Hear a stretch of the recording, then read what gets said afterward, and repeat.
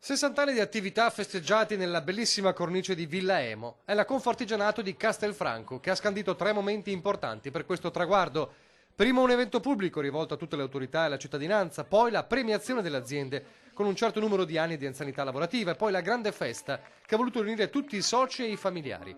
I numeri dell'associazione parlano da soli. Siamo circa un po' meno di 1200 soci, rappresentiamo una buona fetta di tutto quello che oggi è il sistema artigiano imprenditoriale nella Castellana. Ci siamo impegnati in questi ultimi 2 anni ad un'evoluzione totale, radicale anche del sistema organizzativo interno per dare sempre delle risposte migliori, delle consulenze migliori ai nostri soci. Presente a questo importante momento anche il presidente della Confartigianato Marca Trevigiana che ha sottolineato come sia fondamentale guardare avanti, ma non solo. Soprattutto di dare anche qualche supporto alle imprese nostre del territorio che possano utilizzare questo contesto favorevole dell'economia che sta riprendendo e riagganciarla per crescere anche non solo sotto l'aspetto quantitativo ed economico ma anche sotto l'aspetto sociale per dare ricchezza ai nostri territori. Una giornata di festa nella quale è stato anche mostrato un filmato realizzato proprio dai diretti protagonisti, loro, gli artigiani.